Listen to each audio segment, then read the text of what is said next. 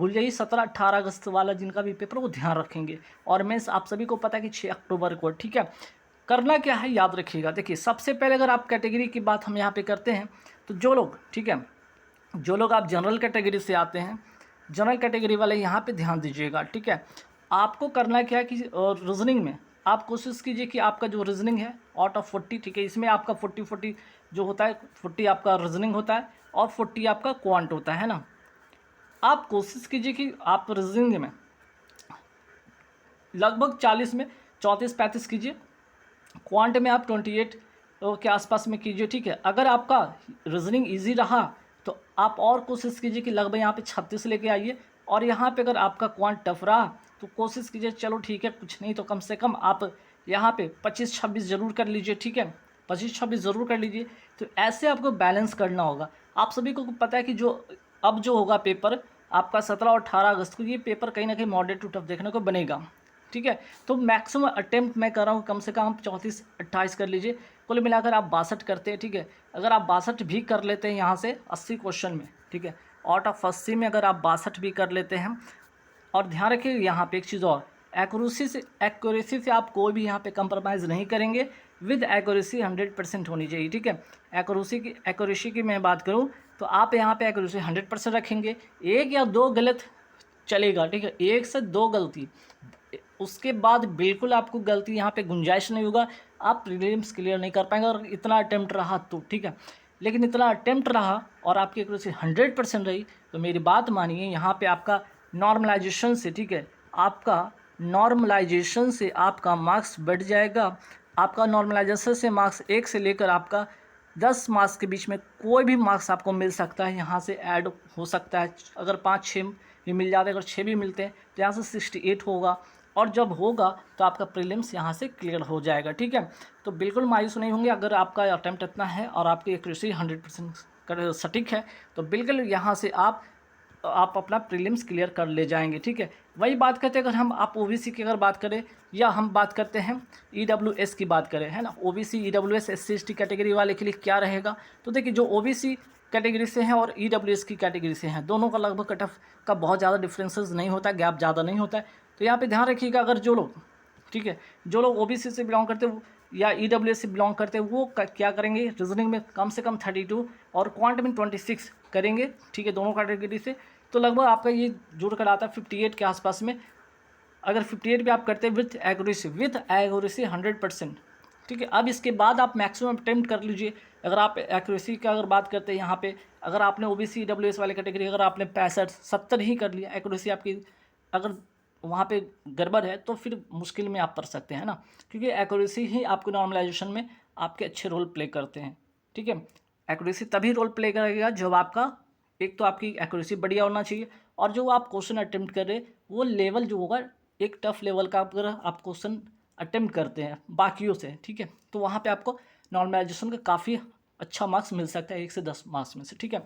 वही S C S T category वाले तो आप क्या करेंगे, 30 रीजनिंग 24 क्वांट, लगभग 54 कर लीजिए। और एस टी कैटेगरी 28 रीजनिंग 22 आपका क्वांट कर लीजिए, 50 आप कर लीजिए, ठीक है।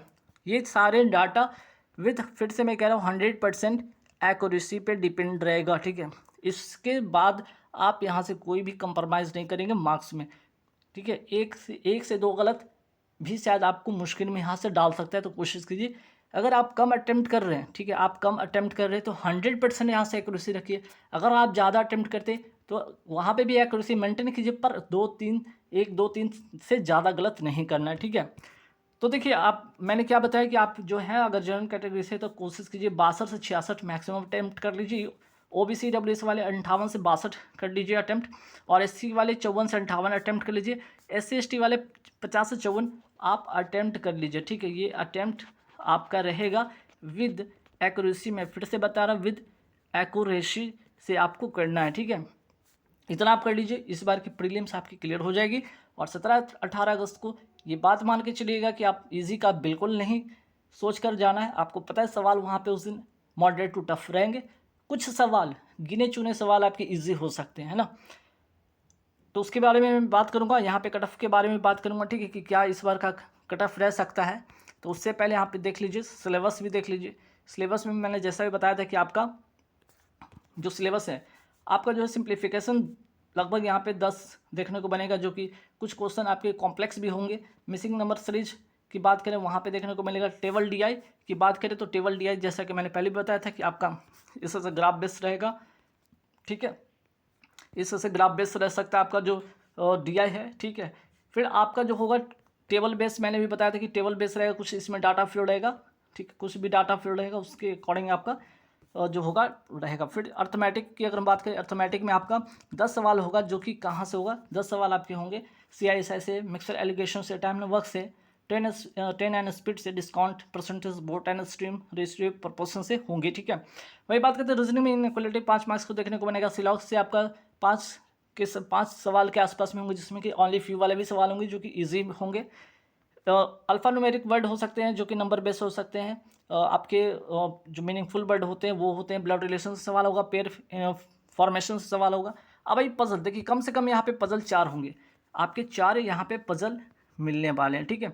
ये पजल कैसे हो सकते हैं, देखिए एक तो आपका होगा सर्कल पे आपके 8 लोग बैठा दिए जाएंगे, ऑल को ऑल इन डायरेक्शन में हो सकता है, ठीक है, ऑल को ऑल इन हो सकता है, या आपका ऑल को ऑल आउट या ऑल इन हो सकता है। इसी बात को आपको स्क्वायर बेस्ड जो स्क्वायर टेबल होगा उस पर आपको ऑल के ऑल इन, ऑल के ऑल आउट करके बिठा सकते हैं, ठीक है। तो ऐसे करके सवाल आ सकते हैं। फिर आपका बॉक्स पजल भी हो सकता है, ठीक है, बॉक्स पजल होगा जो कि यहाँ पे आपका बॉक्स पजल 8 या 9% को बैठा दिया जाएगा। लिनियर लाइन वाले पे होंगे, सारे के सारे नॉर्थ बैठे होंगे, 7-8 यहाँ पे लोग हो सकते हैं, ऐसे सवाल हो सकते हैं। अनसर्टेन नंबर वाले भी सवाल हो सकते हैं, बहुत ज़्यादा नहीं, 12 लोग को बिठा दिया जाएगा, आपके अनसर्टेन नंबर वाले सवाल हो सकते हैं। डायरेक्शन से हो सकते हैं कि नॉर्थ यहाँ पे ईस्ट गया, नॉर्थ गया, फिर से ईस्ट गया, फिर से साउथ गया, इस तरह से आपके डायरेक्शन वाले हो सकते हैं। ब्लड रिलेशन हो सकते हैं जो कि 3 जनरेशन के आपके यहाँ पे ब्लड रिलेशन हो सकते हैं। चाइनीज़ कोडिंग आपको मिलेगा, ठीक है, चाइनीज़ कोडिंग का सवाल हो सकता है, ठीक है। तो ऐसे करके सवाल होंगे, सारे के सारे ध्यान रखिएगा। तो यहाँ पे ध्यान रखिएगा, आप अगर रीजनिंग की बात करें यहाँ पे, ठीक है, तो रीजनिंग में ज़्यादा सरप्राइज मत होइएगा। यहाँ पे आपके इजी टू मॉडरेट मिलेंगे सवाल, ठीक है, लेकिन आपके क्वांट वाले सेक्शन यहाँ पे आपके मॉडरेट, ठीक है, यहाँ पे मॉडरेट टू टफ इस बार देखने को सवाल बनेगा, ठीक है। जैसे कि पहले भी पहले वाले दिन में भी आपका एग्जाम जो कंडक्ट हुआ तो उसमें भी यही चीज़ था। तो बात मान के चले कि यहाँ पे क्वांट के लिए मॉडरेट टू टफ रही है, और रीजनिंग में आप इजी टू मॉडरेट है, जो कि आपको मैक्सिमम स्कोर, ठीक है, मैक्सिमम आपको स्कोर यहीं से गेन करना है, रीजनिंग से करना है। क्वांट पर आप डिपेंडेंसी रखिए जब आपकी बहुत अच्छी क्वांट है तब, अदरवाइज आप एवरेज है, एवरेज से थोड़ा ऊपर है तब आपकी कोशिश यही रहना चाहिए कि आप 20 से यहाँ से 25 सवाल कर लीजिए, और यहाँ से कोशिश कीजिए कि 30 से 35 सवाल आप कर सकते हैं तो कर लीजिए, ठीक है। तो उस दिन के लिए 17 और 18 अगस्त वाले के लिए ये सिनेरियो रहेगा। और जिनका भी 17 और 18 अगस्त को पेपर है, ठीक है, जिनका 17 एंड 18 अगस्त को पेपर है, ठीक है, जिनका 18 अगस्त को पेपर, उनके लिए कट ऑफ इस प्रकार रह सकता है। जैसे कि जनरल की बात करें, बिहार कैटेगरी से 64 के आसपास में, उत्तर प्रदेश 68, मध्य प्रदेश 66, वेस्ट बंगाल 67, आंध्र प्रदेश 50, गुजरात 68, राजस्थान 69, झारखंड 68, छत्तीसगढ़ 64, हिमाचल प्रदेश 67, उड़ीसा 69, ये सारे के सारे आपको कट ऑफ हैं, ठीक है, सारे के सारे आपके कट ऑफ है, लेकिन कैसे, विद नॉर्मलाइजेशन है, ठीक है, ये आपके नॉर्मलाइज मार्क्स है, ये भी याद रखिएगा, रॉ मार्क्स नहीं है, सारे के सारे क्या मैंने बताया, ये नॉर्मलाइजेशन मार्क्स है। सपोज कीजिए कि आपको अगर आपको 80 में मिलता है 54, ठीक है, और 54 के 54 सारे ऑल जो क्वेश्चंस आपके हैं करेक्ट हैं, ठीक है, तब यहाँ पे अगर नॉर्मलाइजेशन में अगर आपको यहाँ पे मिल जाता है 7 मार्क्स, तो आपको बन जाते हैं 61 मार्क्स। और 61 मार्क्स की अगर बात करें तो कोई किसी भी, जैसे कि कोई स्टेट में आपका 61 कट ऑफ गया, जैसे यहाँ पे ओबीसी कैटेगरी से 61 है, मध्य प्रदेश का आपका क्लियर हो जाएगा, बिहार से आप क्लियर कर सकते हैं, ठीक है। उसी तरह से बाकी कुछ और स्टेट में इस तरह से हो सकता है। तो ये ओबीसी कैटेगरी की बात करें, ईडब्ल्यूएस की बात करें, अगर 80 में अगर आपने 58 किया और यहाँ से आपको 8 मार्क्स मिल गए तो लगभग 66 हो जाते हैं जनरल कैटेगरी से। तो देखिए जनरल कैटेगरी से आपका भी बिहार से हो सकता है, मध्य प्रदेश से हो सकता है, आंध्र प्रदेश से, फिर आपके यहाँ पे देख सकते हैं कि छत्तीसगढ़ से, ठीक है, आपका यहाँ पे हिमाचल प्रदेश से, ऐसे सारे स्टेट जो होंगे जहाँ जहाँ आपके कट ऑफ होंगे वो क्लियर हो सकते हैं। तो इम्पॉर्टेंट रोल प्ले करेगा। तो याद रखिएगा आपका जनरल कैटेगरी वाले, मैंने पहले भी बताया कि आपको 62 से लेकर 66 अटैम्प्ट करना है, और विद एक्यूरेसी तो बिल्कुल हो जाएगा, ठीक है।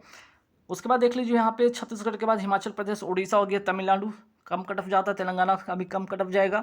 फिर महाराष्ट्र की बात करें, महाराष्ट्र में 65 जम्मू कश्मीर 64, कर्नाटक 56, उत्तराखंड 67, पंजाब 64, केरला 65, असम 62। तो ऐसे कट ऑफ रहने वाले, ठीक है। और मेंस में आपको फिर से मैं बताऊँ, मेंस आपका जो है 6 अक्टूबर को है, ठीक है। 6 अक्टूबर 2024 को आपका मेंस का पेपर है। तो मेंस में पेपर में भी आपका इसमें पहले सेक्शनल टाइमिंग नहीं था, अभी इसमें सेक्शनल टाइमिंग कर दिया गया है, जिससे कि आपका कट ऑफ आपका लो होने वाला है इस बार। और ये पिछले बार का कट ऑफ आप देख लीजिए, फाइनल कट ऑफ है। ये क्या है आपका फाइनल कट ऑफ है, सारे कैटेगरीज और सारे स्टेट का देख लीजिए। तो कुल मिलाकर मैंने ये यहाँ पे यही चीज़ मैं कह रहा हूँ कि जो आपका इस बार का जो कट ऑफ होगा, रीज़न क्या है, आपका सेक्शनल टाइमिंग है ना। रीज़न आपका क्या है, सेक्शनल टाइमिंग की वजह से जो है आपका कट ऑफ डाउन होगा, है ना। और ये है पिछले बार का, आप देख लीजिए कट ऑफ जो विद नॉर्मलाइजेशन मार्क्स था, ये पिछले बार का है। आप सभी एक नज़र देख लीजिए। आंध्र प्रदेश, बिहार, उत्तर प्रदेश, मध्य प्रदेश, गुजरात, राजस्थान, छत्तीसगढ़, झारखंड, वेस्ट बंगाल, हिमाचल प्रदेश, उड़ीसा, महाराष्ट्र, तमिलनाडु, तेलंगाना, जम्मू कश्मीर, हरियाणा, कर्नाटक, केरला, त्रिपुरा, ठीक है, उत्तराखंड, पंजाब, असम। तो इस बार कट ऑफ जो होने वाला है वो कम इसलिए भी रहने वाला है, मैंने आपको बताया सेक्शनल टाइमिंग है ना। कुल मिलाकर क्या है, सेक्शनल टाइमिंग ही है जो कि आपका cut of low cut off ले जाएगा। और 17-18 अगस्त को जो पेपर होने वाला है वो आपका लेवल जो होगा मॉडरेट टू टफ मिलने वाला है क्वेश्चन, ये बात मान के चलिएगा। इसके कारण भी आपका जो है क्वेश्चन का एक तो मॉडरेट टू टफ मिलेगा, दूसरा सेक्शनल टाइमिंग है, जिसके कारण से आपका जो कट ऑफ बनेगा वो क्या बनेगा, कट ऑफ होगा आपका लो जाएगा इस बार, ठीक है। तो चलिए आज के इस वीडियो में इतना ही रखेंगे। All the best. और सभी को जिनका भी पेपर है 17-18 अगस्त को अच्छे से पेपर दीजिए, मैक्सिमम अटेम्प्ट जितना हो सकता है कीजिए, एरर मत कीजिए वहाँ पे, आप एक्यूरेसी के साथ कोई कंप्रोमाइज़ मत कीजिए, जितना आता है उतना ही कीजिए, क्योंकि आगे बहुत सारे भी पेपर हैं, ठीक है। आपके अभी SBI क्लर्क आने वाले हैं, आपके IBPS PO हैं, ठीक है, IBPS क्लर्क भी हैं, आपका SBI PO फिर से आएगा। तो कुल मिलाकर यहाँ पे बहुत सारे पेपर है, इसलिए आप यहाँ से क्या करेंगे, यहाँ पे कोई भी डीमोटिवेट होने की ज़रूरत नहीं, आपको जितना आता है उतना कीजिए विद एक्यूरेसी के साथ। All the best.